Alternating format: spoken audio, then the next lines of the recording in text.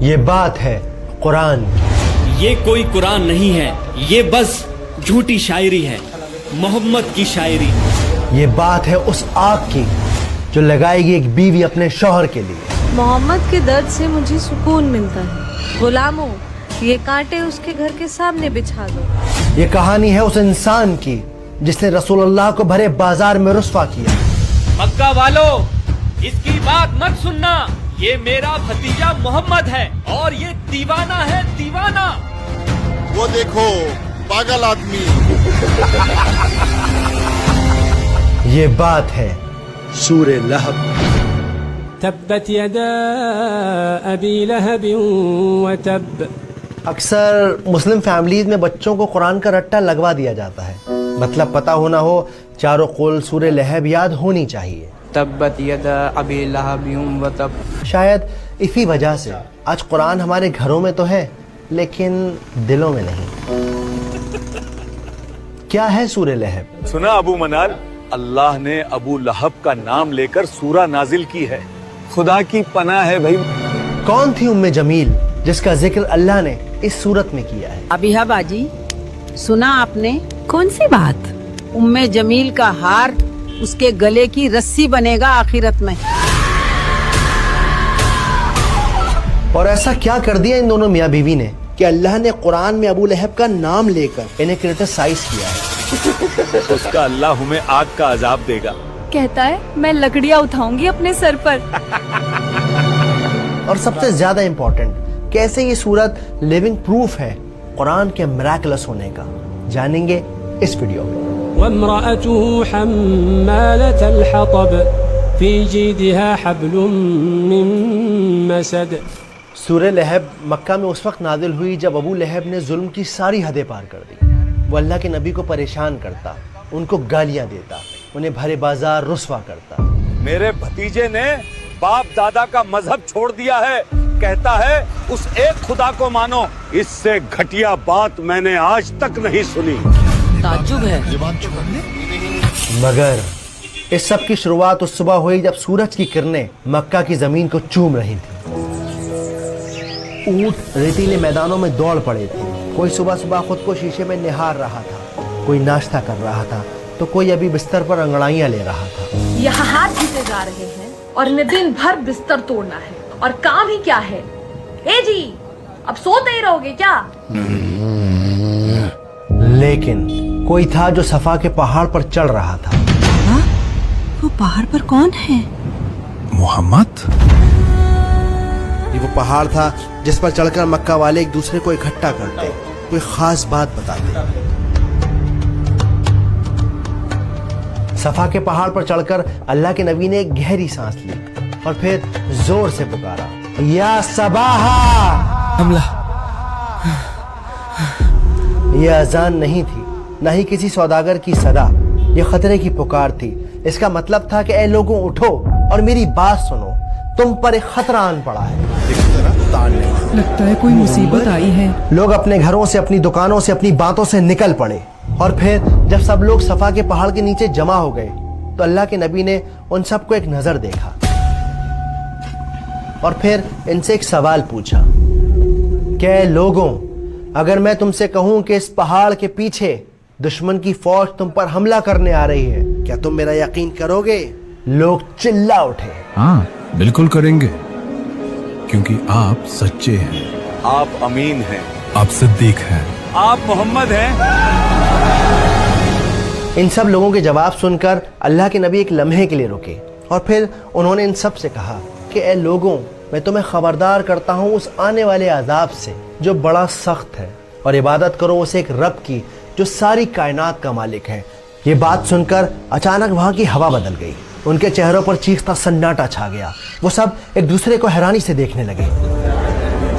یہ کیا کہہ رہے ہیں؟ تعجب ہے۔ یہ بات تو کیا اپنے باپ دادا کا دین چھوڑ دیں؟ اپنے خداؤں کو ناراض کر دیں۔ اور پھر ایک آدمی کھڑا ہوا، غصے اور نفرت سے بھرا ہوا، وہ چلایا، بھتیجے، تبن لکا علی ھذا جمعتنا۔ عربی کی اس عبارت کا مطلب تھا کہ کیا ناش ہو تیرا، ٹوٹ جائیں تیرے ہاتھ، क्या तूने हमें इसीलिए यहाँ जमा किया है? ये आदमी और कोई नहीं बल्कि रसूलुल्लाह का चचा अबू लहब था। उसकी बद्दुआ आसमान से टकराकर वापस उस पर आ गिरी। उसके नसीब के पन्नों में जहन्नम का अजाब हमेशा के लिए लिख दिया गया। लेकिन अल्लाह ने अभी अपने नबी को ये बात नहीं बताई। स्कॉलर्स कहते हैं कि अगर ये सूरत इस वक्त नाजिल हो जाती तो मक्का के लोग कहते उस पर कैसे भरोसा करें, वो अपनों की बुराई करता है। असल में उस दौर में मक्का में चाचा का दर्जा बाप के बराबर होता है, स्पेशली जब सगे वालिद का इंतकाल हो चुका हो, वक्त गुजरता रहा। अल्लाह के नबी जगह जगह घूम घूम कर एक अल्लाह की इबादत करने का मैसेज पहुंचाते रहे। लेकिन अबू लहब वो आप सल्लल्लाहु अलैहि वसल्लम के पीछे पीछे जाता। अब ये कौन सी नई शायरी ले आया है? यहाँ तक कि वो बाजार के शरीर लड़कों को मोहम्मद सल्लल्लाहु अलैहि वसल्लम के पीछे लगा देता और उनसे कहता कि इनको पत्थर मारो मारो मारो, लेकिन इसका जुल्म यही नहीं रुका। इसकी बीवी यानी रसूलुल्लाह की चाची उम्मे जमील, जो कमाल की खूबसूरत औरत थी, नए नए तरीकों से नबी को परेशान करती। आप सब तो मक्का के बड़े सरदार हैं, फिर अहमद का बॉयकॉट क्यों नहीं करते? सही कहा, बॉयकॉट करो उसका। हाँ बॉयकॉट करो उसका। सही कहा, हाँ बॉयकॉट करो उसका। और हद तो जब हो गई जब इसने अपने दोनों बेटों को यह हुक्म दिया कि वो अपनी बीवियों को तलाक दें, क्योंकि इन दोनों की बीवियां आप सल्लल्लाहु अलैहि वसल्लम की बेटियां थीं, उम्मे कुलसुम और रुकैया रज़ियल्लाहु ताला अन्हा। तुम्हारा चेहरा भी मुझ पर हराम है अगर तुमने अपनी बीवियों को तलाक नहीं दिया। बाबा, हम आज ही उन्हें तलाक देते हैं। दिन शाम में ढल गए, शामें रातों में ढल गईं, लेकिन अबू लहब के जुल्म में कोई कमी ना आई। अरे मक्का वालों, मेरे भतीजा दीवाना हो गया है, दीवाना। इसकी बात मत सुनना। और जब इसके जुल्म की इंतहा हद से पार हो गई, तब अल्लाह सुब्हानहू ताला ने नबुव्वत के 10वें साल में सूरह लहब को नाजिल किया। अबू हादी, हमें वो सूरा तो सुनाओ जो नबी पर नाजिल हुई है। बिस्मिल्लाहिर्रहमानिर्रहीम। تبت يدا أبي لهب وتب ما أغنى عنه ماله وما كسب سيصلى نارا ذات لهب وامرأته حمالة الحطب في جيدها حبل من مسد. आइए अब इस सूरत को सिनेमैटिक अंदाज से समझते हैं आसान तरीके से। तो पहली आयत है तब्बत यदा अबी लहब व तब। पहली आयत में अल्लाह ने कहा कि टूट गए दोनों हाथ अबू लहब के और बर्बाद हो गया वो। अब यहाँ पर दो बातें हैं जो नोट करने वाली हैं। पहली बात ये है कि जो पूरी आयत है, ये आयत असल में पास्ट टेंस में बात कर रही है, यानी ऐसा नहीं कि अबू लहब के हाथ टूटेंगे, असल में उसके हाथ टूट चुके। जिस लम्हे उसने नबी पाक की शान में गुस्ताखी की, उसी लम्हे उसके हाथ टूट गए। तो ये काम 100% हो चुका है, उसके हाथ टूट चुके हैं। लेकिन अबू लहब फिर भी बाज ना आया। जब ये सूरत नादिल हुई तो वो लोगों से कहता, वो कहता है मेरे हाथ टूट गए। कहाँ टूटे मेरे हाथ? सही सलामत तो हैं। हम जंगे बदर के बाद जब आप सल्लल्लाहु अलैहि वसल्लम की ज़िंदगी को देखेंगे, तब हमें पता चलेगा कि कितनी बुरी तरह वो मरा और किस तरह से आयत बिल्कुल सच्ची साबित हो गई। अब यहाँ पे नोट करने वाली दूसरी बात है, बहुत इंपॉर्टेंट बात है, कि हाथों की ही क्यों बात हो रही है। ये क्यों कहा जा रहा है कि हाथ टूट गए? ये क्यों नहीं कहा जा रहा कि सर टूट गया, पैर टूट गया, हार्ट फेल हो गया? क्यों नहीं कहा जा रहा? मैं कहता हूँ इसके लिए ना आप ये सीन देखिए।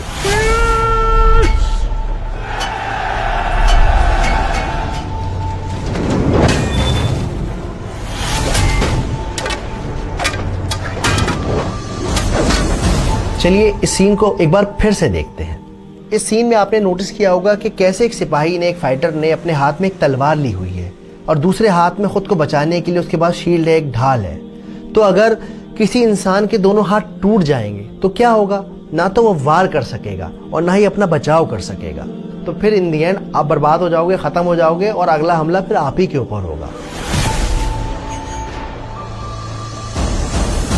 बिल्कुल इसी तरह हम अबू लहब की ज़िंदगी में देखते हैं, उसका माल, उसके बेटे, उसके कनेक्शन, उसके ताल्लुकात, उसकी पावर, सब के सब बर्बाद हो गए।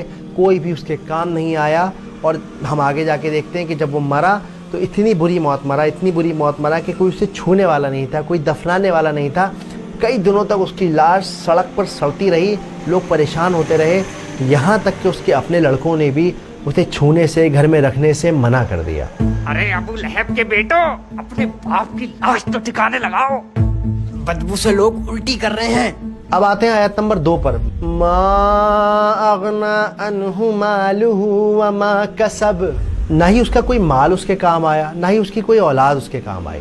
असल में ये आयत जवाब है उस बात का जो अबू लहब अक्सर लोगों से कहा करता था, अगर वो सच्चा है दे दूंगा मालो दौलत अल्लाह को और बचा लूंगा खुद को जहन्नम से।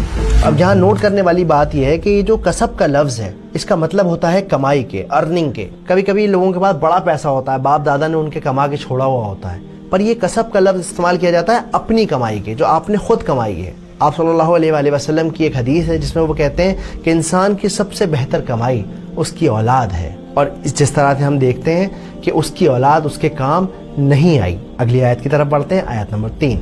सयस्ला नारन ज़ात लहब, कि अबू लहब जहन्नम की आग में जलाया जाएगा, जो भड़क रही होगी, शोले वाली आग होगी। अब हम बढ़ते हैं चौथी आयत की तरफ, जो है वमराअतुहु हम्मालतल हतब, और इस आयत का मतलब है कि उसकी बीवी अपने सर पर ईंधन उठाई होगी। ईंधन क्या, कि वो लकड़ियां ढो रही होगी जहन्नम के अंदर। इसका काम ये होगा कि जलना तो है ही है, और साथ में आपको जाना है, इसको जाना है और जाकर ये लकड़ियां लेकर आएगी और उस आग के अंदर लकड़ियां डालेगी। तो जब हम आग में लकड़ियां डालते हैं तो क्या होता है, आग और तेज होती है, तो अपनी आग ये खुद ब खुद जलाएगी।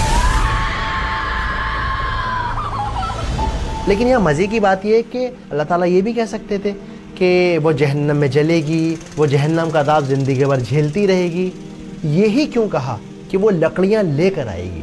देखिए, यहाँ समझने की बात यह है कि वो अपनी ज़िंदगी में क्या करती थी। आप फिक्र ना करें, अब जो मैं कहती हूँ वो करते जाएं बस। तो वो इस दुनिया में अपने हस्बैंड की नफ़रत को फ्यूल करती थी, उस आग को बढ़ाने में उसका साथ देती थी। इसी वजह से अल्लाह सुब्हानहू व तआला ने आखिरत में उसका अज़ाब ये रखा है कि जाओ, जाके लकड़ियाँ उठा के लेके आओ, ढो अपने सर पे और अपनी आग को खुद भड़काओ। अब यहाँ पे एक और ज़रूरी बात है, बहुत ही इंपॉर्टेंट बात है। जब भी आप नमाज में सूरत को रिसाइट करें तो ऐसा नहीं कि आप गए वमराअतुहु हम्मालतल हतब, ना ना ना ना ना। हम्मा एक पावरफुल लफ्ज़ है, बहुत ही ज़्यादा उसके अंदर असर है, वेट है, तो आप जब भी पढ़ेंगे आपको उस पर ज़ोर देना है। वमराअतुहु हम्मालतल हतब। आयत नंबर 5 की तरफ बढ़ते हैं, जो है फ़ी जीदिहा हब्लुम मिन मसद, और इसके गले में मूंज की रस्सी होगी, यानी नारियल की छाल वाली रस्सी होगी। यहाँ पर जीदिहा का जो लफ्ज़ है, इस लफ्ज़ का इस्तेमाल होता है खूबसूरत गर्दन के लिए, ऐसी गर्दन जो जेवर से लदी हुई हो। कमाल की बात यह है, मज़े की बात यह है कि रस्सी का जिक्र क्यों है और गर्दन का जिक्र क्यों है?